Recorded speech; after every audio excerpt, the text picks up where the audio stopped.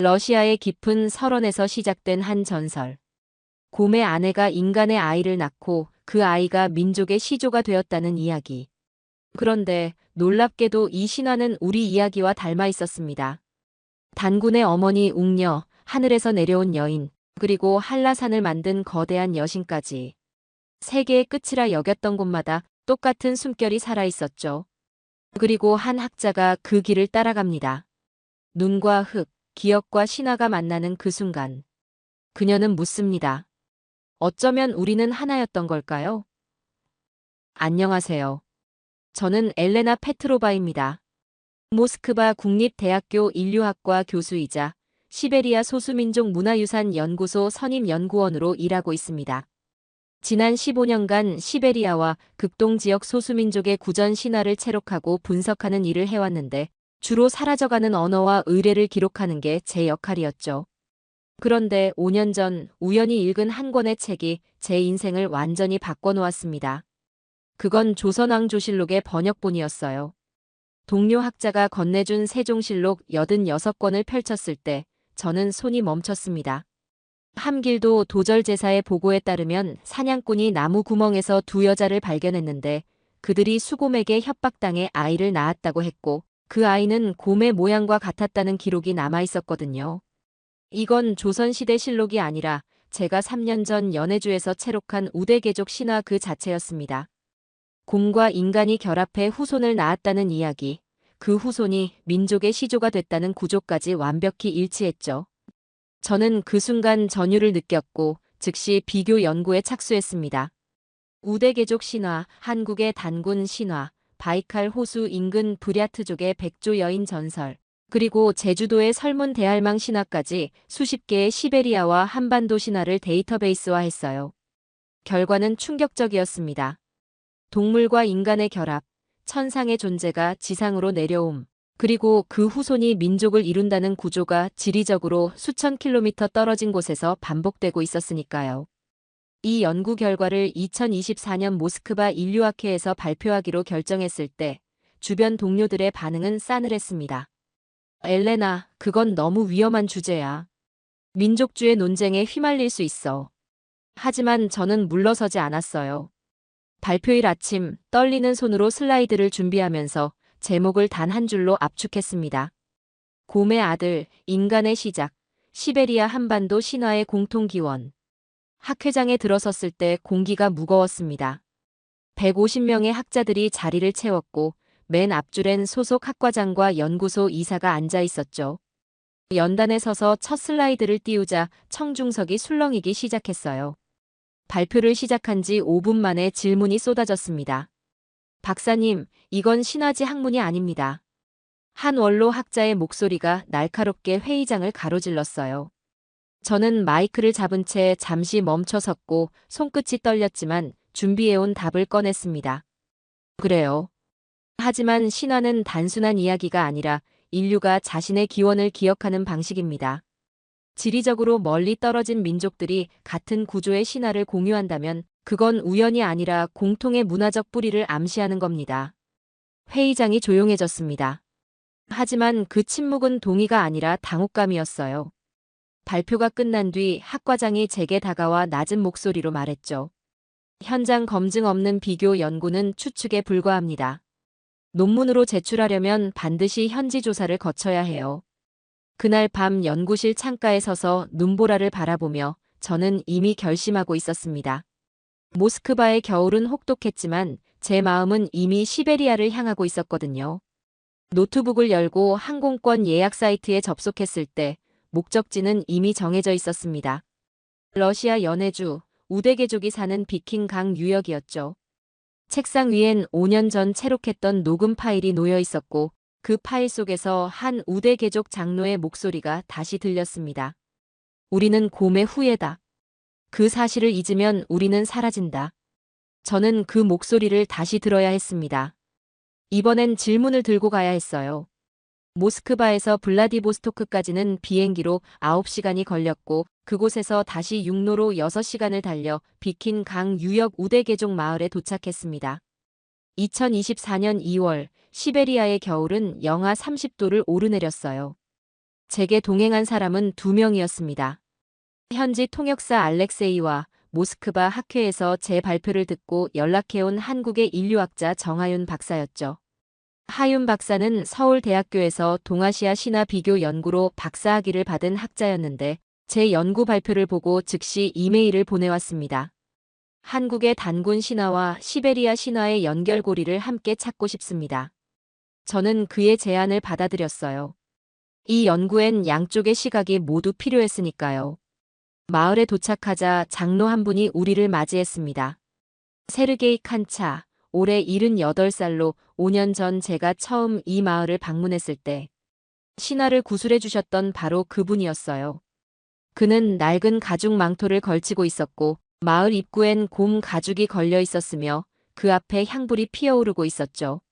저는 장로에게 제가 온 이유를 설명했습니다. 5년 전 녹음한 신화를 다시 듣고 더 구체적인 이야기를 채록하고 싶다고요. 특히 곰과 인간의 결합, 그리고 그 후손에 대한 부분을 자세히 알고 싶다고 했습니다. 장로는 잠시 침묵했다가 천천히 고개를 끄덕이며 말했어요. 이야기를 듣기 전에 먼저 제의에 참여해야 하오. 그날 저녁 마을 사람들이 모였고 곰 가죽 앞에 마유와 빵, 그리고 생선을 놓았습니다. 장로가 낮은 목소리로 기도를 시작했고 알렉세이가 제 귀에 속삭이며 통역했어요. 조상이신 곰에게 용서를 구하고 우리가 생존하기 위해 어쩔 수 없이 사냥했음을 고백하는 내용이었죠. 그 순간 저는 이 사람들에게 곰이 단순한 동물이 아니라 조상이자 신이라는 사실을 실감했습니다. 제의가 끝난 뒤 장로는 우리를 자신의 집으로 안내했고 벽난로에 불이 타오르는 가운데 차가 준비됐습니다. 장로는 나무로 만든 작은 조각상을 꺼냈는데 두 여인이 곰의 품에 안겨있는 모습이었어요. 저는 숨을 죽이고 그 조각을 바라봤습니다. 아주 먼 옛날 한 사냥꾼이 자기 아이들을 숲에 남겨두고 강물에 뛰어들었지. 장로의 목소리가 낮게 깔리며 이야기가 시작됐습니다. 이유는 알 수 없다고 했어요. 어떤 이는 빚에 쫓겼다 하고 어떤 이는 저주를 받았다고 하지만 확실한 건 그가 남매를 버렸다는 사실뿐이었죠. 남겨진 소녀는 곰과 결혼했고 소녀는 호랑이와 결혼하여 살아가게 됐다오. 하윤 박사가 제 옆에서 작은 소리로 중얼거렸습니다. 단군 신화와 똑같네요. 곰과 호랑이, 그리고 인간이 되고자 한 욕망까지. 장로는 이야기를 이어갔어요. 소년과 호랑이 사이에서는 자녀가 없었지만 소녀와 곰 사이에서는 아이가 탄생했다네. 우대개족은 곰과 인간 사이에서 태어난 이 아이가 우리의 시조라고 믿는다오. 저는 노트에 빠르게 적어 내려가면서도 손이 떨렸습니다. 여기서도 호랑이가 탈락하고 곰이 후손을 남긴 거예요. 정확히 단군 신화의 구조와 일치했죠.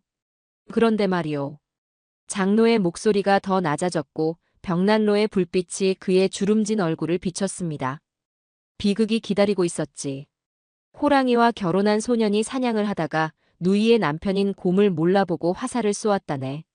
알렉세이가 통역하다 멈췄습니다. 매형을 죽인 겁니까? 장로는 고개를 끄덕였어요. 곰은 죽음을 앞두고 매형이라 부르며 유언을 남겼다오. 내 후손은 내 고기를 먹으면 안 되고 앞으로 여성은 곰 가죽을 덮고 자면 안 된다고 말이지. 그 순간 저는 조각상을 다시 봤고 문양의 선이 한국 단군 신화 속 웅녀의 상징과 너무도 닮아 있다는 걸 깨달았습니다. 저는 조용히 속삭였어요. 이건 기록보다 오래된 기억이에요. 장로는 우리에게 다음날 아침 곰 사냥 후 제의를 참관하라고 했습니다. 우대개족은 생계를 위해 어쩔 수 없이 곰 사냥을 하지만 곰을 잡은 직후와 곰고기를 먹기 전에 반드시 제사를 지낸다고 했죠. 곰의 후예들이니까 함부로 먹을 수 없다는 거였습니다. 그날 밤 저는 침낭 속에서 벽난로 불빛을 바라보며 생각했어요. 신화는 죽은 이야기가 아니라 살아 숨쉬는 기억이구나. 우대개족 마을에서 일주일을 보낸 뒤 저희는 바이칼 호수 인근 브랴트족 마을로 향했습니다. 세계에서 가장 깊고 오래된 호수, 시베리아의 진주라 불리는 곳이었죠. 비행기와 버스를 갈아타며 이틀을 이동한 끝에 도착한 마을은 얼음으로 뒤덮인 호숫가에 자리 잡고 있었어요. 얼음 위에 반사된 하늘빛이 은처럼 차가웠고 마을 입구엔 백조 형상의 나무 토템이 서 있었습니다. 마을 무당이 저희를 맞이했어요. 그녀의 이름은 사라나 60살쯤 돼 보이는 여성이었는데 긴 머리에 형형색색의 구슬 목걸이를 걸치고 있었죠. 당신은 하늘에서 온 사람인가요? 땅에서 온 사람인가요? 갑작스러운 질문에 저는 잠시 생각했습니다. 저는 기억을 찾으러 온 사람입니다. 사라나는 미소를 지으며 고개를 끄덕이고는 우리를 호숫가 작은 집으로 안내했습니다. 벽에는 백조 그림들이 가득했고 재단엔 말에 젖은 마유와 차가 놓여 있었어요. 그녀는 천천히 이야기를 시작했죠. 옛날 옛적 호리 투메드라는 사냥꾼이 바이칼 호수 주변에서 사냥을 하다가 3마리의 백조를 발견했습니다. 그런데 이 백조들은 평범한 백조가 아니었지요. 저는 숨을 죽이고 들었어요. 하윤 박사도 노트를 꺼내 적기 시작했고요. 한 마리씩 날개가 벗겨지더니 아리따운 여인들의 모습으로 변했습니다. 이 세 여인은 호숫가에 날개 옷을 놓고 수영을 했는데 이 모습을 보던 호리 투메드는 여인이 벗어놓은 옷 중 하나를 몰래 훔쳤지요. 저는 낮게 중얼거렸습니다. 선녀와 나무꾼. 사라나가 제 쪽을 돌아보며 물었어요. 그 이야기를 당신 나라에도 기억하나요? 잠시 정적이 흘렀고 창밖에선 바람이 얼음 위를 훑고 지나가는 소리가 들렸습니다. 하윤 박사가 대신 대답했죠. 네. 우리도 하늘의 여인을 잃은 적이 있어요. 사라나는 고개를 끄덕이며 이어갔습니다. 날개 옷을 잃어버려 다시 백조로 변신하지 못한 백조 여인은 호리 투메드의 아내가 되었고 세월이 흘러 6명의 아이를 낳았습니다. 그러던 어느 날 백조 여인은 남편에게 간청했지요. 여보, 내 옷 한번 입어보는 게 소원이에요. 한 번만 내 옷을 입게 해주세요. 저는 다음 이야기를 예상하면서도 가슴이 두근거렸습니다. 이 패턴이 한국의 선녀와 나무꾼 이야기와 얼마나 정확히 일치하는지 알고 있었으니까요. 마음이 약해진 남편은 결국 아내에게 숨겨뒀던 날개옷을 보여줬습니다. 그런데 날개옷을 건네받자마자 눈 깜짝할 사이에 백조로 변해 하늘로 날아가 버렸지요. 하지만 떠나면서 자녀들에게 남긴 한마디가 있었습니다. 사라나는 잠시 멈췄다가 천천히 말했어요. 너희를 하늘에서 지킬 테니 매월 초하루 나에게 마유와 차를 바쳐다오. 저는 떨리는 손으로 노트에 적었습니다. 부랴트족은 지금도 매월 한 차례씩 마유와 차를 제물로 바쳐 제사를 지낸다고 했어요. 백조의 자녀들이 부랴트족의 시조가 됐다고 믿기 때문이었죠. 선녀는 왜 떠났을까요? 하윤 박사가 조용히 물었고 살아나는 창밖 호수를 바라보며 대답했습니다. 하늘의 것은 결국 하늘로 돌아가야 하니까요. 하지만 그녀가 남긴 자녀들은 땅에 남았고 그들이 우리의 조상이 됐습니다. 그래서 우리는 하늘과 땅 사이에 있는 사람들이지요. 그날 밤 저는 호숫가에 혼자 서 있었습니다. 얼음 위로 달빛이 반사되며 하얀 길을 만들었는데 마치 백조가 날아간 길처럼 보였어요. 하윤 박사가 제 옆에 섰고 우리는 한동안 아무 말 없이 그 길을 바라봤습니다. 박사님, 이건 우연이 아닌 것 같아요. 하윤 박사의 목소리가 낮게 깔렸습니다. 저는 고개를 끄덕였어요. 그래요. 곰의 숨, 백조의 날개 모두 하늘을 향하고 있네요. 이건 기억의 언어예요. 바이칼 호수에서 일주일을 보낸 뒤 저희는 한국으로 향했습니다. 하윤 박사의 제안이었어요. 박사님, 이제 제주도로 가야 합니다. 설문 대할망 신화를 직접 보시면 모든 퍼즐이 맞춰질 겁니다. 저는 망설였습니다. 러시아 학자인 제가 한국의 신화 현장까지 가는 게 맞는지 확신이 서지 않았거든요. 하지만 하윤 박사는 단호했죠. 신화는 국경이 없습니다. 기억도 마찬가지고요. 2024년 3월 초, 저는 생애 처음으로 한국 땅을 밟았습니다. 인천공항에서 제주행 비행기를 갈아타는 동안 창밖으로 보이는 한반도의 풍경이 낯설면서도 묘하게 익숙했어요. 제주행 비행기 안에서 저는 노트를 펴놓고 지난 한 달간의 기록을 정리했습니다. 곰과 인간의 결합, 백조 여인의 귀환, 그리고 이제 거인의 창조 신화까지요. 박사님, 제주도는 화산섬입니다. 한라산이 중심에 있고 그 주변으로 368개의 오름이라 불리는 작은 화산들이 있죠. 하윤 박사가 제게 제주도 지도를 보여주며 설명했습니다. 설문 대할망은 이 섬을 만든 창조신이에요. 치마폭에 흙을 담아 바다에 쏟아 제주도를 만들었다는 전설이 있습니다. 비행기가 제주도에 착륙할 때 창밖으로 한라산이 보였습니다. 붉은 석양이 산등성이를 감싸고 있었고 그 모습이 마치 거대한 할머니가 누워있는 것처럼 보였어요. 제 마음에 희미한 확신이 번졌습니다. 모든 길은 결국 한 곳으로 향하고 있구나. 제주 조천 마을에 도착하자 마을 이장님이 저희를 맞이했습니다. 올해 65살인 강성민 이장님은 대대로 이 마을에서 살아온 제주 토박이었죠. 설문대할망 이야기를 듣고 싶다고요? 아이고, 멀리서 오셨네요. 그는 따뜻한 미소를 지으며 우리를 마을 회관으로 안내했습니다. 회관 벽에는 거대한 여인이 치마를 들고 흙을 쏟는 그림이 걸려 있었어요. 이장님이 차를 따라주며 이야기를 시작했습니다. 설문대할망은 하늘옥 황상제의 딸이었습니다. 하늘나라에 살다가 어느 날 지상으로 내려왔는데 치마폭에 담은 흙이 바다에 쫙 쏟아지면서 제주도가 만들어졌죠. 그 중에서 흙이 가장 높게 쌓인 곳이 한라산이 됐다고 합니다.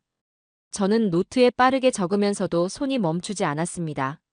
하늘에서 내려온 존재, 지상의 무언가를 창조함, 그리고 그것이 민족의 터전이 됨, 이 구조가 우대개족과 브랴트족 신화와 정확히 일치했거든요. 할망의 키가 얼마나 컸냐면요. 한라산을 베개 삼고 발을 쭉 뻗으면 섬 끝 절벽에 닿았답니다. 이장님의 목소리에 자부심이 묻어났어요. 할망의 발가락이 콕 박혔던 자리에 생긴 구멍이 바로 서귀포 범섬의 코끼리 바위 구멍이고요. 할망이 소변을 보다가 그 힘이 얼마나 샜는지 섬이 떨어져 나갔는데 그게 바로 우도랍니다. 하윤 박사가 웃으며 말했습니다. 소변발에서 섬이 생겼다니 정말 거인다운 이야기네요. 하지만 이장님의 표정이 어두워졌습니다. 그런데 말입니다. 할망에게 불만이 하나 있었어요. 욕지도라는 섬과 제주도가 떨어져 있으니 너무 불편하다면서 다리 하나만 만들어달라고 부탁했죠. 누구에게요? 제가 물었습니다. 제주 사람들에게요. 할망이 말하기를 내 속옷을 새로 지어주면 다리를 만들어주겠다고 했답니다. 저는 숨을 죽였습니다. 이 대목이 중요하다는 걸 직감했거든요. 그래서 제주도 사람들은 섬에 있는 천이란 천을 모두 모았습니다. 하지만 결국 실패했죠. 할망은 칼같이 다리 건설을 중단했고요. 이장님은 차를 한 모금 마시고 이어갔습니다. 그러자 할망은 자존심이 상했는지 이렇게 말했답니다. 내 키보다 더 깊은 연못은 이 섬에 없어. 그러자 사람들이 물장오리 연못에 들어가 보라고 했죠. 그래서 들어갔나요? 하윤 박사가 물었습니다. 들어갔습니다. 자존심 때문에요. 처음엔 발목까지, 그 다음엔 무릎까지, 그리고 마침내 가슴까지 물이 찼습니다. 하지만 자존심 때문에 더 깊이 들어갔고 그렇게 할망은 연못 속으로 사라져버렸답니다. 침묵이 흘렀습니다. 저는 노트를 내려놓고 창밖 한라산을 바라봤어요. 석양이 산을 붉게 물들이고 있었습니다. 제주 사람들이 할망을 속인 건가요? 제 질문에 이장님은 고개를 저었습니다. 속였다기보다는 시험했다고 봐야죠. 신은 완벽해야 한다고 생각했던 거죠. 하지만 할망도 결국 인간처럼 자존심이 있었고 그게 그녀의 끝이 됐습니다. 그날 밤 저는 숙소에서 지난 한 달의 기록을 다시 펼쳐봤습니다. 곰은 매형에게 화살을 맞아 죽었고 백조 여인은 하늘로 돌아갔으며 거인 할망은 연못에 빠져 사라졌습니다. 모든 신화의 창조자들은 비극적으로 사라졌지만 그들이 남긴 것은 여전히 살아있었어요. 우대개족의 곰 제이, 브랴트족의 백조 제사, 그리고 제주도의 설문대할망 축제까지요. 저는 노트에 한 줄을 적었습니다. 신은 사라지지만 기억은 남는다. 제주도에서 일주일을 보낸 뒤 모스크바로 돌아왔을 때 제 책상 위엔 연구소 이사의 메일이 기다리고 있었습니다. 엘레나 박사, 당신의 연구는 학문적 근거가 부족합니다. 신화 비교는 문화 인류학의 영역이 아닙니다. 메일을 읽으면서 제 손이 떨렸어요. 한 달간의 현장 조사, 세계 민족의 증언, 그리고 수백 년간 이어진 의뢰를 직접 목격했는데도 학문적 근거가 부족하다니요. 하윤 박사에게 전화를 걸었습니다. 하윤 박사님, 연구소에서 제 연구를 거부했어요. 전화 너머로 한숨 소리가 들렸죠. 박사님, 예상했던 일입니다. 신화 연구는 항상 이런 벽에 부딪혀요. 특히 민족 간 연결고리를 주장할 때는요. 저는 창밖 눈보라를 바라보며 중얼거렸습니다. 하지만 이건 민족주의가 아니에요. 이건 인류의 공통 기억이에요. 알아요. 하지만 학계는 증명을 원합니다. 우리가 본 것만으론 부족해요. 그날 밤 연구소 회의가 소집됐습니다. 이사와 학과장, 그리고 5명의 교수가 참석했어요. 저는 한 달간의 현장 조사 결과를 프레젠테이션으로 준비했습니다. 우대 개족 장로의 녹음 파일, 브랴트족 무당의 증언, 그리고 제주도 설문대할망 축제 영상까지요. 이 세 민족은 지리적으로 수천 킬로미터 떨어져 있지만 신화의 핵심 구조가 동일합니다. 천상의 존재가 지상으로 내려와 인간과 결합하거나 창조 행위를 하고 그 결과 민족의 시조나 터전이 만들어진다는 거죠. 한 교수가 손을 들었습니다. 박사님, 그건 전 세계적으로 흔한 창조 신화의 패턴 아닙니까? 그리스 신화에도 이집트 신화에도 있는 구조입니다. 저는 준비한 자료를 넘겼습니다. 하지만 디테일이 다릅니다. 곰과 호랑이의 대결에서 곰이 승리한다는 구조, 백조 여인이 날개옷을 되찾아 하늘로 돌아간다는 플롯, 거인이 자존심 때문에 물에 빠져 죽는다는 결말까지요. 이런 구체적인 일치는 우연이 아닙니다. 이사가 끼어들었습니다. 엘레나 박사, 당신은 지금 이 세 민족이 같은 뿌리에서 나왔다고 주장하는 겁니까? 저는 잠시 망설였습니다. 이 질문이 제 연구의 핵심이자 가장 위험한 부분이라는 걸 알았거든요. 아니요. 저는 같은 뿌리라고 주장하는 게 아닙니다.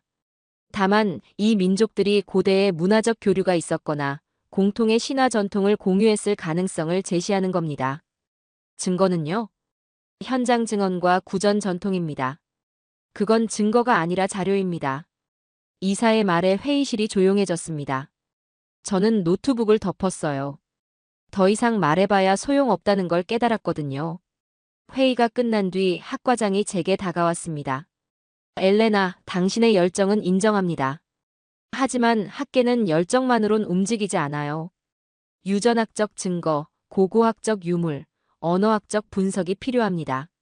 하지만 신화는 그런 증거가 남지 않잖아요. 신화는 입에서 입으로 전해지는 기억이에요. 그래서 증명하기 어려운 겁니다. 학과장은 어깨를 두드리고 떠났습니다. 저는 빈 회의실에 혼자 남았어요. 책상 위엔 한 달간의 기록이 놓여 있었고 그 기록 속엔 장로의 목소리, 무당의 노래, 이장님의 웃음이 담겨 있었습니다. 하지만 학계는 그걸 증거로 인정하지 않았죠. 그날 밤 하윤 박사에게 메시지를 보냈습니다. 연구소에서 논문 제출을 거부했어요. 어떻게 해야 할까요? 몇 시간 뒤 답장이 왔습니다. 박사님, 학계가 인정하지 않아도 진실은 진실입니다. 우리가 본 것, 들은 것, 느낀 것은 여전히 유효해요. 다른 방법을 찾아봅시다. 저는 창밖 모스크바의 밤을 바라봤습니다. 눈이 내리고 있었고 그 눈송이들이 마치 백조의 깃털처럼 보였어요. 저는 노트를 펼치고 새로운 제목을 적었습니다. 신화의 고향 시베리아에서 한반도까지. 이건 논문이 아니라 책이 될 거였습니다. 학계가 인정하지 않는다면 사람들에게 직접 전하면 되는 거니까요. 2024년 5월, 저는 다시 제주도로 향했습니다. 이번엔 학교의 허가도 연구소의 지원도 없었어요. 제 개인 휴가를 내고 자비로 항공권을 끊었죠. 하윤 박사가 제주 조천에서 열리는 설문대할망 축제에 초대했거든요. 박사님, 축제를 직접 보시면 신화가 얼마나 살아있는지 느끼실 겁니다. 제주공항에 내렸을 때 5월의 햇살이 따뜻했습니다. 모스크바의 차가운 봄과는 완전히 달랐어요. 하윤 박사가 공항에서 저를 맞이했고 우리는 조천 마을로 향했습니다. 마을은 축제 준비로 분주했어요. 곳곳에 할망의 형상을 그린 깃발이 펄럭이고 아이들이 흙으로 작은 산을 만들고 있었죠. 강성민 이장님이 저를 반갑게 맞이했습니다. 엘레나 박사님, 다시 오셨네요. 이번엔 축제를 제대로 보여드리겠습니다. 그는 우리를 마을 광장으로 안내했어요. 광장 중앙엔 거대한 흙더미가 쌓여 있었고 그 옆에 제단이 마련돼 있었습니다. 오늘 우리는 할망께 감사를 드립니다. 이 땅을 만들어주신 것, 한라산을 남겨주신 것, 그리고 제주 사람들에게 터전을 주신 것에 대해서요. 이장님의 설명에 저는 고개를 끄덕였습니다. 우대개족의 곰 제이, 브랴트족의 백조제사와 정확히 같은 맥락이었거든요. 축제가 시작됐습니다. 마을 사람들이 흰 옷을 입고 제단 앞에 섰고 할머니 한 분이 앞으로 나왔어요. 마을의 신방, 즉 무당이었습니다. 그녀는 긴 천을 양손에 들고 춤을 추기 시작했죠. 장구 소리가 울려 퍼지고 그녀의 목소리가 하늘로 치솟았습니다. 설문 대할망님, 우리를 지켜주소서. 한라산이 무너지지 않게, 바다가 섬을 삼키지 않게, 우리 아이들이 이 땅에서 자랄 수 있게 해주소서. 저는 그 순간 눈물이 났습니다. 이건 단순한 축제가 아니었어요. 이건 살아있는 기억이었고 대대로 이어져 내려온 감사의 의식이었습니다. 하윤 박사가 제 손을 잡았어요. 박사님 보이시죠? 신화는 죽지 않았어요. 제의가 끝난 뒤 아이들이 흙더미에 다가가 각자 작은 흙을 떼어냈습니다. 이 흙을 집에 가져가면 할망님이 우리 집을 지켜주신대요. 한 아이가 제게 말했죠. 저는 무릎을 꿇고 그 아이와 눈을 맞췄습니다. 너는 할망님이 누군지 아니? 우리를 만든 할머니요. 아이의 대답이 너무나 당연하다는 듯 튀어나왔습니다. 저는 미소를 지었어요. 이 아이에게 설문 대할망은 신화 속 인물이 아니라 실제하는 조상이었으니까요. 저녁 무렵 이장님이 저를 한라산 중턱으로 안내했습니다. 박사님, 여기서 보는 석양이 가장 아름답습니다. 우리는 바위에 앉아 서서히 지는 해를 바라봤어요. 한라산 능선 너머로 붉은 빛이 번지고 그 아래 제주 바다가 황금빛으로 물들었습니다. 이장님, 제주 사람들은 정말로 할망이 이 섬을 만들었다고 믿나요? 이장님은 잠시 생각하더니 대답했습니다. 믿는다기보다는 기억한다고 해야 맞을 겁니다. 우리 할아버지의 할아버지, 그 할아버지의 할아버지가 대대로 이 이야기를 전해줬어요. 그게 거짓일 리 없죠. 저는 고개를 끄덕였습니다. 러시아 우대개족도 똑같이 말했어요. 우리는 곰의 후예라고 기억한다고요. 그럼 우리 모두 같은 기억을 가진 거네요. 이장님의 말에 저는 가슴이 뭉클했습니다. 그래요, 우리는 모두 같은 기억을 가진 사람들이었어요. 수천 킬로미터 떨어진 곳에서 서로 다른 언어로 하지만 같은 이야기를 기억하고 있는 사람들이었죠. 해가 완전히 지고 어둠이 내렸을 때 마을에선 모닥불이 타올랐습니다. 사람들이 모여 노래를 부르고 아이들이 뛰어놀았어요. 하윤 박사가 제 옆에 앉았습니다. 박사님, 책은 언제 출간하실 건가요? 올해 안으로요. 모스크바 출판사가 관심을 보였어요. 제목은 정하셨어요? 저는 모닥불을 바라보며 대답했습니다. 신화의 고향 곰에서 백조까지 시베리아와 한반도의 2층 기억. 좋은 제목이네요. 우리는 한동안 아무 말 없이 불을 바라봤습니다. 불꽃이 하늘로 피어오르며 별들과 섞였고 그 모습이 마치 백조가 하늘로 날아가는 것 같았어요. 저는 그 순간 깨달았습니다. 신화는 증명되기 위해 존재하는 게 아니라 기억되기 위해 존재한다는 걸요. 2024년 9월 제 책 신화의 고향이 모스크바의 한 독립출판사에서 출간됐습니다. 연구소의 지원도 대학의 승인도 없이 제 이름만으로 낸 첫 번째 책이었어요. 출판사 대표는 제 원고를 읽고 즉시 출간을 결정했다고 했죠. 이건 학술서가 아니라 인류의 이야기입니다. 사람들이 읽어야 해요. 초판은 3,000부였습니다. 학술서로는 꽤 많은 부수였죠. 책이 나온 지 일주일 만에 놀라운 일이 벌어졌습니다. 모스크바 최대 서점의 베스트셀러 목록에 제 책이 올라온 거예요. 처음엔 믿을 수 없었습니다. 신화 비교 연구서가 대중의 관심을 받을 거라곤 전혀 예상하지 못했거든요. 하지만 독자들의 반응은 뜨거웠습니다. 이 책을 읽고 제 할머니가 들려주신 이야기가 떠올랐습니다. 신화는 죽은 게 아니라 우리 안에 살아있었네요. 곰과 백조, 거인의 이야기가 모두 연결돼 있다니 놀랍습니다. 우리는 생각보다 가까운 사람들이었군요. 온라인 서점의 리뷰를 읽으면서 저는 울었습니다. 학계가 인정하지 않았던 제 연구를 일반 독자들이 이해하고 공감해줬으니까요. 하윤 박사에게 전화를 걸었어요. 하윤 박사님, 책이 베스트셀러가 됐어요. 축하드려요, 박사님.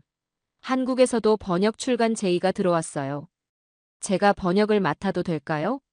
물론이죠. 하지만 모든 반응이 긍정적인 건 아니었습니다. 일부 학자들은 제 책을 신랄하게 비판했어요. 한 역사학 교수는 학술지에 서평을 실었는데 엘레나 페트로바는 낭만적 상상으로 학문의 경계를 흐렸다고 썼습니다. 또 다른 인류학자는 증거 없는 주장은 소설일 뿐이라고 했죠. 그런 비판들을 읽을 때마다 가슴이 아팠지만 동시에 확신도 생겼습니다. 제가 쓴 건 증명을 위한 논문이 아니라 기억을 위한 기록이었으니까요. 어느 날 연구소 복도에서 학과장을 마주쳤습니다. 그는 어색하게 미소 지으며 말했어요. 엘레나, 책이 잘 됐다고 들었어. 축하해. 감사합니다. 하지만 알겠지? 이건 학문이 아니라 대중서야. 그 차이를 명확히 해야 해.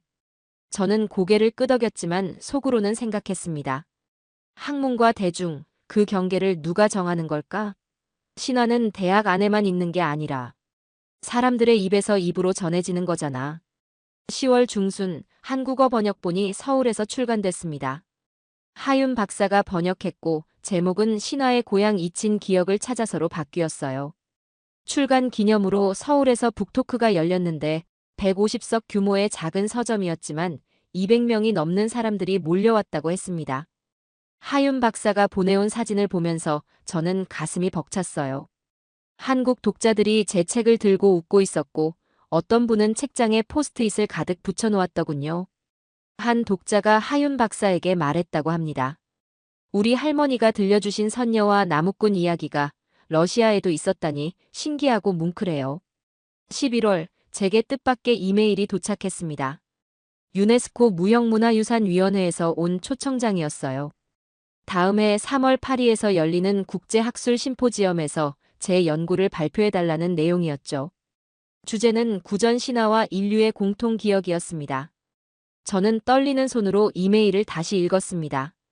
모스크바 학계가 인정하지 않았던 제 연구를 유네스코가 주목한 거예요. 하윤 박사에게 즉시 전화를 걸었습니다. 박사님, 유네스코에서 연락 왔어요. 저도 방금 받았어요. 같이 가시죠. 이번엔 우리가 제대로 보여드립시다. 그날 밤 저는 오랜만에 편안하게 잠들었습니다. 꿈속에서 곰이 나타나 제게 말했어요. 잘 기억해줘서 고마워. 백조가 하늘을 날며 노래했고 거대한 할머니가 흙을 쏟으며 웃었습니다. 모든 신화의 주인공들이 제게 손을 흔들고 있었어요. 2025년 3월, 저는 파리 유네스코 본부에 섰습니다. 강당엔 50개국에서 온 학자들이 모여 있었고 동시통역 부스에선 15개 언어로 통역이 준비돼 있었어요. 제 차례가 되자 하윤 박사가 제 손을 꼭 잡았습니다. 박사님, 당당하게 하세요. 우리가 본 건 진실이니까요. 연단에 올랐을 때 조명이 눈부셨습니다. 하지만 이번엔 떨리지 않았어요.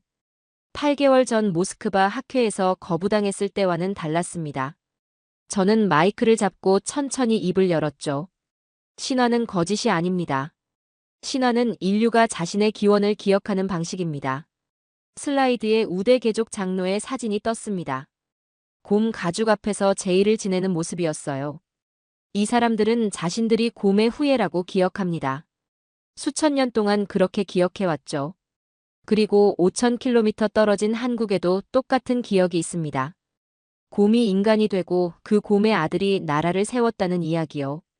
다음 슬라이드로 부랴트족 무당의 사진이 넘어갔습니다. 백조 깃털 장식을 하고 춤을 추는 모습이었어요. 바이칼 호수에 사는 사람들은 자신들이 백조 여인의 자녀라고 기억합니다.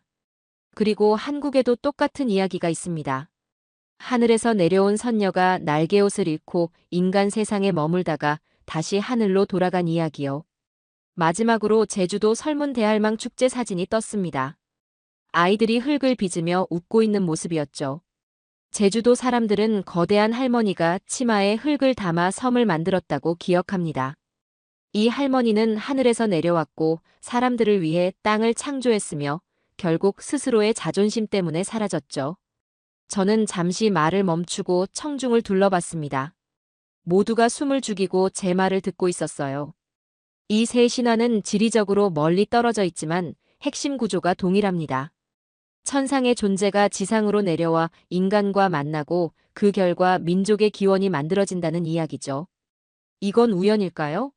아니면 고대의 이 민족들 사이에 문화적 교류가 있었던 걸까요? 한 학자가 손을 들었습니다. 페트로바 박사, 하지만 유전학적 증거는 없지 않습니까? 이 민족들이 실제로 같은 조상에서 나왔다는 DNA 증거 말입니다. 저는 고개를 끄덕였습니다. 맞습니다. 유전학적 증거는 없습니다.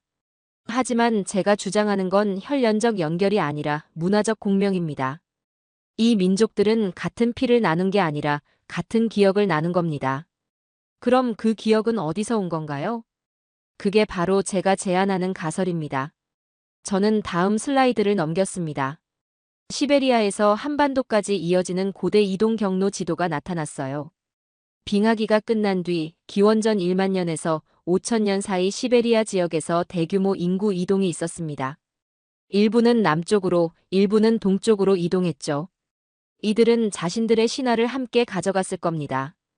그 신화가 시간이 흐르면서 각 지역의 환경과 문화에 맞춰 변형됐지만 핵심 구조는 유지된 거예요. 또 다른 학자가 질문했습니다. 하지만 박사님, 그건 추측 아닙니까? 네, 추측입니다. 제 솔직한 대답에 강당이 술렁였어요. 저는 마이크에 더 가까이 다가갔습니다. 저는 이걸 증명할 수 없습니다. 1만 년 전의 기억을 DNA로 증명할 순 없으니까요. 하지만 저는 이 기억들이 여전히 살아있다는 걸 목격했습니다. 우대 개족 장로가 곰에게 제사 지내는 모습을, 부랴트족 무당이 백조를 위해 노래하는 모습을, 제주도 아이들이 할망 이야기를 당연하게 받아들이는 모습을 봤어요. 그들에게 신화는 과거가 아니라 현재입니다. 저는 마지막 슬라이드를 띄웠습니다. 세 장의 사진이 나란히 놓여 있었어요.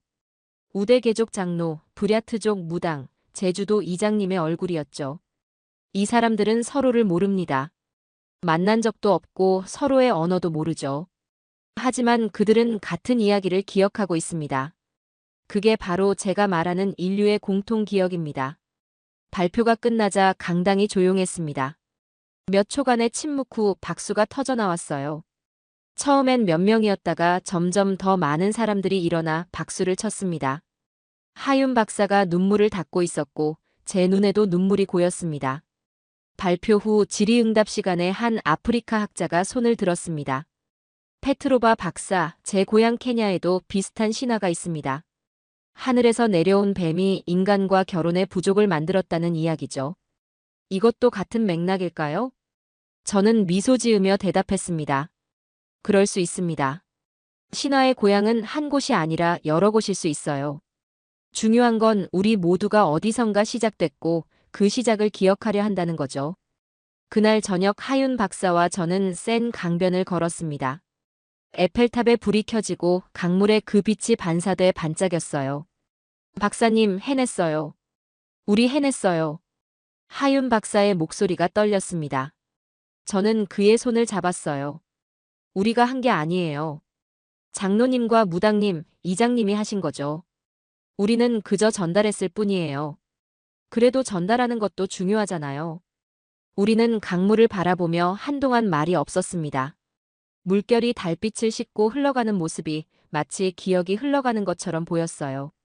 파리 심포지엄 후 제 연구는 전 세계 언론의 주목을 받았습니다. BBC, CNN, 알자지라 등 주요 방송사에서 인터뷰 요청이 쏟아졌어요. 시베리아와 한국을 잇는 신화의 고리를 발견한 러시아 학자라는 제목으로 기사들이 나갔죠. 책은 영어, 프랑스어, 독일어, 일본어로 번역됐고 전 세계에서 10만 부 이상 팔렸습니다. 하지만 유명세와 함께 비판도 거세졌어요. 특히 러시아와 한국의 보수적인 역사학계에서 강하게 반발했습니다. 모스크바 역사학회는 공식 성명을 냈는데 페트로바의 연구는 낭만적 추측에 불과하며 학문적 엄밀성이 결여됐다는 내용이었죠. 서울의 한 국사학 교수는 방송 인터뷰에서 이렇게 말했습니다. 단군 신화를 러시아 소수민족 신화와 연결하는 건 위험한 시도입니다. 우리 민족의 독자성을 훼손할 수 있어요. 그런 비판들을 읽을 때마다 저는 답답했습니다. 제가 말하려는 건 민족의 독자성을 부정하는 게 아니라 인류의 연결성을 확인하는 거였으니까요. 하윤 박사에게 전화를 걸어 하소연했어요. 왜 사람들은 연결을 두려워할까요? 우리가 닮았다는 게 왜 위협이 되는 거죠? 박사님, 사람들은 변화를 두려워하니까요. 오랫동안 믿어온 걸 다시 생각해야 한다는 게 불편한 거예요. 하지만 진실은 시간이 필요합니다. 천천히 받아들여질 거예요. 2025년 6월, 뜻밖의 소식이 들려왔습니다.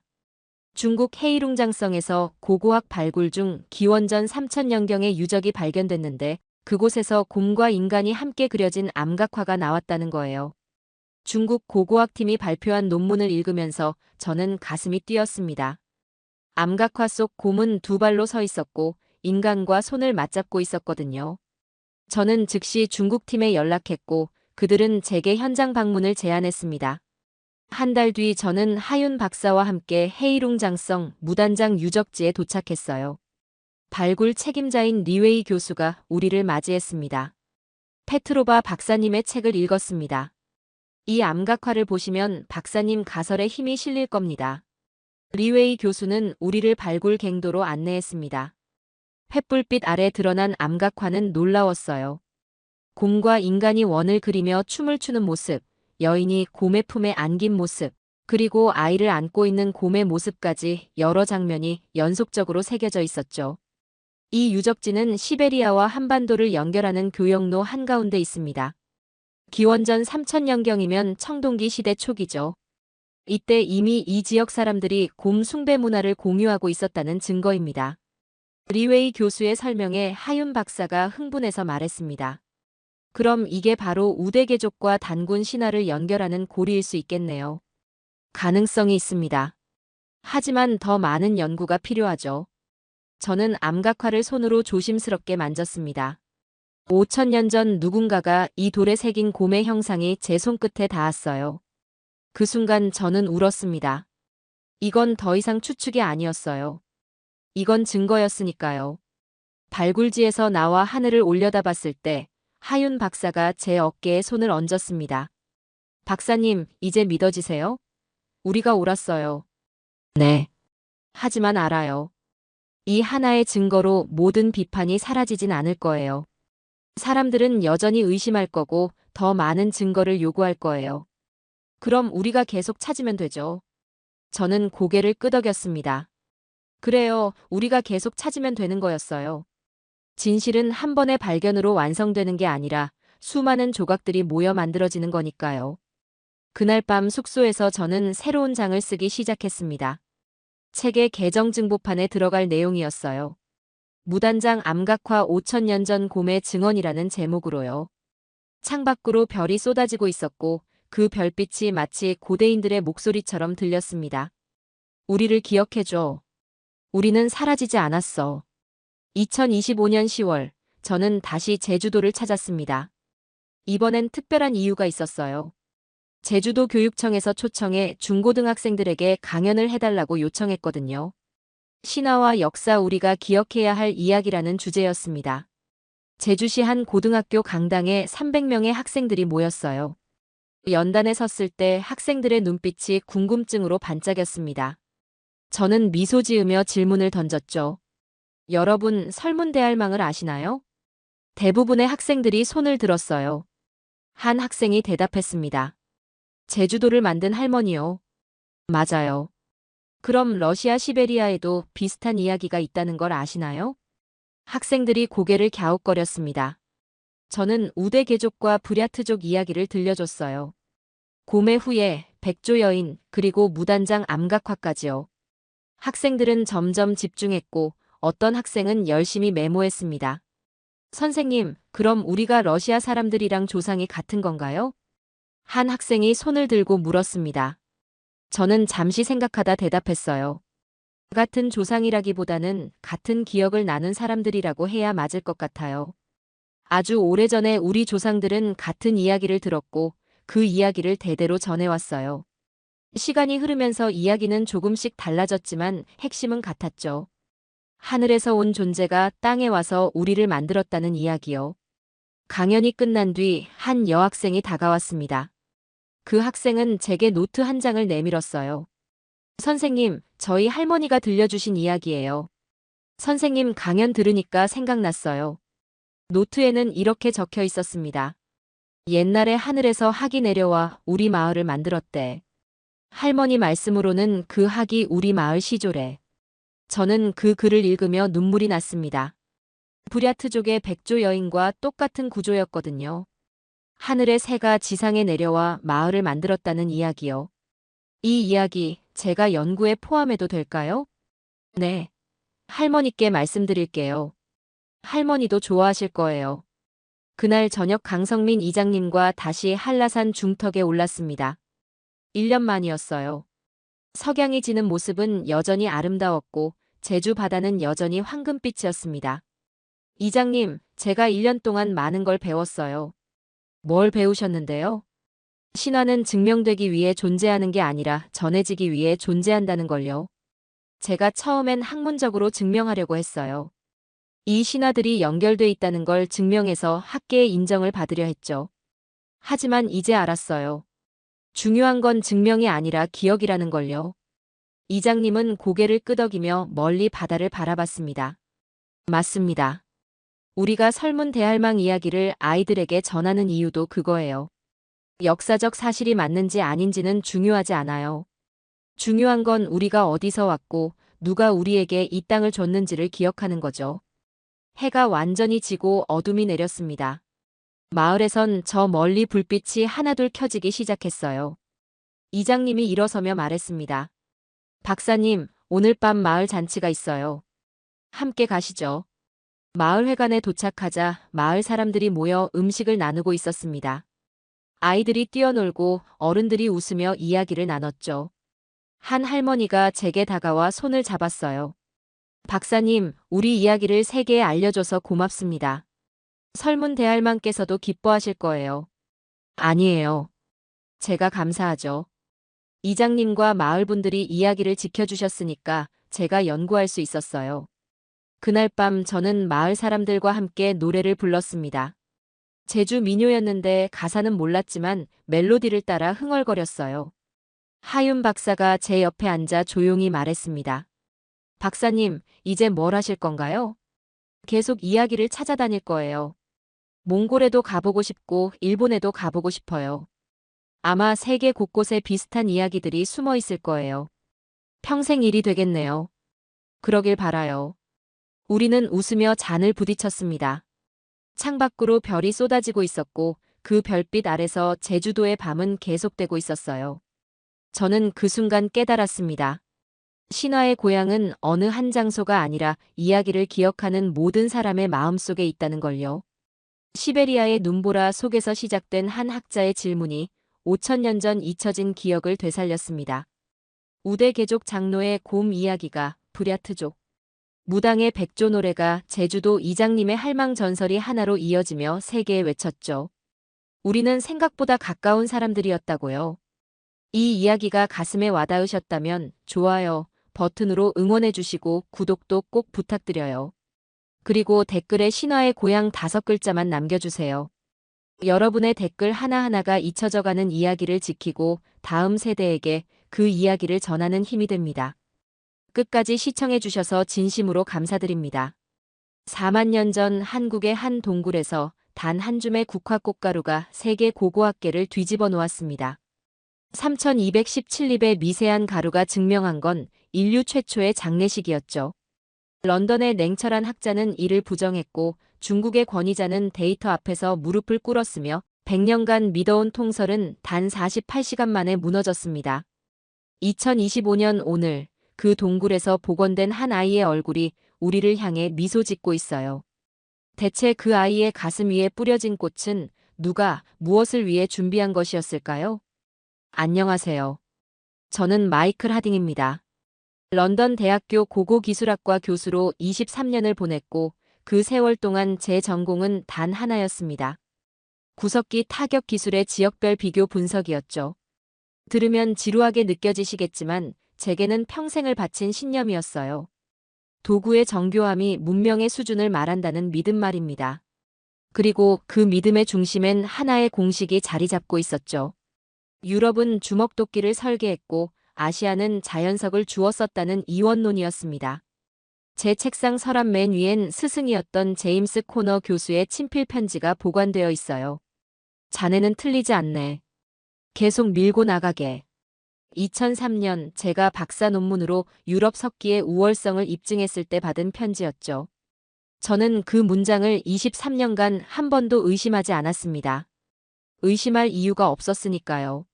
학회는 제 논문을 인용했고 교과서는 제 이론을 실었으며 제 강의실엔 매 학기 70명의 학생들이 앉아 제 말을 받아 적었습니다. 그런데 2025년 3월 17일 화요일 오전 평범하게 시작된 그날 아침이 모든 걸 바꿔놓았어요. 커피를 마시며 동유럽 석기 유적 논문을 검토하던 중이었습니다. 메일함에 새 메일 알림이 떴죠. 국화가 피었습니다. 발신자는 한서진이라는 이름의 한국 연구자였고 저는 처음 듣는 이름이었습니다. 스팸 메일이라고 생각했죠. 하지만 무언가가 제 손을 멈추게 했어요. 제목이 너무 이상했거든요. 고고학자가 보낸 메일에 국화가 피었다니 대체 무슨 의미일까요? 첨부 파일을 열었습니다. 순간 숨이 멎었어요. 석회암 토층을 투과한 열화상 이미지가 화면 가득 펼쳐졌습니다. 인골의 윤곽이 희미하게 보였고 그 가슴 중앙에서 뭔가가 응축되어 있었어요. 화면을 확대하자 미세한 입자들이 한 지점에 집중적으로 모여 있는 게 보였습니다. 메일 본문은 간결했어요. 충청북도 청주 석회동굴 4만 년 전 인골 출토. 흉부 중심 반경 15cm 이내에서 국화 화분 3217립 검출. 동일 지층 1m 외곽 샘플에선 화분 7립 이하. 저는 화면에서 눈을 떼지 못했습니다. 3217립이라는 숫자가 머릿속에서 맴돌았어요. 자연 퇴적이라면 화분은 넓게 흩어져야 정상입니다. 바람이 날렸다면 더욱 그래야 하죠. 그런데 반경 15cm 안에만 집중되어 있다는 건 이건 우연이 아니라는 뜻이었습니다. 누군가 의도적으로 그곳에 꽃을 놓았다는 증거였어요. 동료 빅터 로웰이 제 어깨 너머로 화면을 들여다봤습니다. 뭔가 재밌는 거라도 왔나? 저는 화면을 그에게 돌렸어요. 한국에서 온 건데 4만 년 전 꽃가루래. 로웰은 비웃듯 콧방귀를 뀌었죠. 동아시아 구석기? 하딩, 자네도 알잖나. 거긴 그냥 돌멩이 문화일 뿐이야. 화분은 바람이 날린 거겠지. 오염 가능성도 크고. 그의 반응은 지극히 당연했습니다. 저 역시 10초 전까지는 똑같이 생각했으니까요. 하지만 제 눈은 화면 속 숫자들에서 떨어지지 않았어요. 같은 동굴, 같은 깊이의 흙입니다. 단지 1m 떨어진 곳일 뿐이죠. 거기선 꽃가루가 겨우 7립 나왔어요. 그런데 인골의 가슴 위에선 3217립이 쏟아졌습니다. 만약 바람이 날려서 쌓인 거라면 주변 흙에도 비슷하게 퍼져 있어야 정상이에요. 현대에 오염된 거라면 더더욱 그래야 하죠. 동굴 전체에 골고루 묻어 있어야 합니다. 그런데 오직 가슴 위에만 집중되어 있다는 건 딱 한 가지 가능성밖에 없었어요. 누군가 일부러 그 자리에 꽃을 놓고 갔다는 겁니다. 4만 년 전에 말이죠. 저는 잠시 멍하니 화면을 응시했습니다. 만약 이게 사실이라면 그건 단순히 오래된 꽃가루를 발견한 게 아니었어요. 4만 년 전 한반도에 죽은 사람을 위해 장례를 치른 누군가가 있었다는 뜻이었습니다. 죽음을 슬퍼할 줄 알고 고인을 기리기 위해 꽃을 준비한 사람이요. 그건 고도로 발달한 감정과 문화가 있었다는 증거였습니다. 그리고 그 발견은 제가 23년간 강단에서 가르쳐온 모든 것과 정면으로 충돌했어요. 저는 학생들에게 이렇게 가르쳤거든요. 유럽은 정교한 도구를 만들고 복잡한 의례를 치렀지만 아시아는 그저 생존만을 위해 돌을 주워 쓴 원시적 집단이었다고요. 그런데 만약 4만 년 전 한국에 이미 장례 문화가 있었다면 제 이론 전체가 틀린 겁니다. 제 손가락이 답장 버튼을 눌렀어요. 타이핑하는 손이 미세하게 떨렸습니다. 48시간 안에 현장으로 가겠습니다. 통설은 주장이 아니라 수치로 무너지는 법입니다. 엔터키를 누르는 순간 제 가슴이 두근거렸어요. 두려움과 설렘이 동시에 밀려왔죠. 어쩌면 제가 평생 믿어온 세계가 틀렸을지도 모른다는 생각이 들었습니다. 비행기 표를 예약했습니다. 런던에서 인천까지 11시간 30분. 제 커리어 전체를 건 도박이 시작되는 순간이었어요. 스승의 편지를 서랍에 넣고 가방을 쌌습니다. 그리고 문득 생각했죠. 만약 이 데이터가 진짜라면 제가 그동안 학생들에게 가르쳤던 모든 것을 다시 써야 할지도 모른다고요. 인천공항에 내렸을 때 이른 아침이었습니다. 3월의 한국은 생각보다 쌀쌀했어요. 입국장을 빠져나오자 한 여성이 제 이름이 적힌 팻말을 들고 서 있었습니다. 한서진 박사였죠. 하딩 교수님, 멀리서 오시느라 수고하셨습니다. 서진은 예상보다 젊었어요. 30 중반쯤 보였고 얼굴엔 며칠간 제대로 자지 못한 흔적이 역력했습니다. 하지만 눈빛만큼은 또렷했죠. 악수를 나누는 순간 저는 이 사람이 범상치 않다는 걸 직감했어요. 서진의 손에 쥐어진 서류 봉투가 두툼했거든요. 충북 청주까지 차로 2시간 반 정도 걸립니다. 가는 길에 먼저 데이터를 보시죠. 차 안에서 서진이 건넨 자료는 80페이지가 넘었습니다. 현미경 사진, 화분 분석 도표, 지층 단면도 연대 측정 결과까지 빼곡했어요. 저는 한 장 한 장 넘기며 숨을 죽였습니다. 모든 데이터가 메일로 받던 것보다 훨씬 더 정밀했죠. 화분의 압착 정도, 열화 패턴, 퇴적층의 교란 여부까지 세심하게 기록되어 있었어요. 이 샘플들은 모두 동일한 깊이에서 채취한 건가요? 네, 지표면 아래 정확히 2.4m입니다. 석회암층이 완벽하게 밀봉되어 있었어요. 서진의 대답은 간결했지만 확신에 차 있었습니다. 저는 자료를 넘기다가 한 페이지에서 멈췄어요. 대조군 샘플 비교표였습니다. 인골 주변 반경 1m 간격으로 총 12개 지점에서 흙을 채취했더군요. 그중 화분이 집중된 곳은 단 한 곳, 가슴 위 15cm 반경뿐이었습니다. 혹시 현대식물의 뿌리가 내려가서 오염됐을 가능성은요? 제 질문에 서진이 고개를 저었어요. 그 가능성도 고려했습니다. 하지만 화분의 외벽 구조를 보면 4만 년 전 특유의 압착 형태예요. 현대 화분은 외벽이 매끈하지만 이건 시간의 무게로 납작하게 눌린 상태입니다. 게다가 화분 표면에 붙은 미세 광물 입자의 풍화도를 측정했더니 주변 석회암 퇴적물과 정확히 일치했어요. 저는 입을 다물었습니다. 반박할 근거가 없었어요. 서진은 제가 던질 수 있는 모든 의문을 이미 검증해둔 상태였습니다. 고속도로를 빠져나오자 풍경이 달라졌어요. 완만한 구릉지 사이로 논밭이 펼쳐지고 멀리 산자락이 보였습니다. 서진이 입을 열었어요. 청주시 상당구 문이면입니다. 원래 이 일대는 석회암 광산 지대였어요. 1970년대부터 채석이 시작됐죠. 차창 밖으로 하얀 절벽들이 보이기 시작했습니다. 석회암을 캐낸 흔적이었어요. 깎여나간 사너리가 날카롭게 드러나 있었죠. 서진의 얼굴이 어두워졌습니다. 안타깝게도 이 유적은 발견 당시 이미 많이 훼손된 상태였어요. 광산 소유주가 채석 중에 우연히 발견한 거였거든요. 차가 좁은 산길로 접어들었습니다. 구불구불한 사너리를 따라 한참을 올라가자 작은 마을이 나타났어요. 노현리라는 표지판이 보였죠. 그리고 그 너머로 석회암 절벽이 병풍처럼 펼쳐졌습니다. 절벽 곳곳에 동굴 입구들이 까맣게 뚫려 있었어요. 저기 보이시죠? 저 절벽 중턱 7번째 동굴이 바로 발견 현장입니다. 우리는 그곳을 달빛굴이라고 불러요. 절벽 중간쯤에 유독 큰 동굴 입구가 보였습니다. 좁고 깊어 보였어요. 서진이 차를 세우고 가방에서 안전모와 헤드랜턴을 꺼냈습니다. 원래 이 일대에만 15개가 넘는 동굴이 있었는데 채석으로 대부분 사라졌습니다.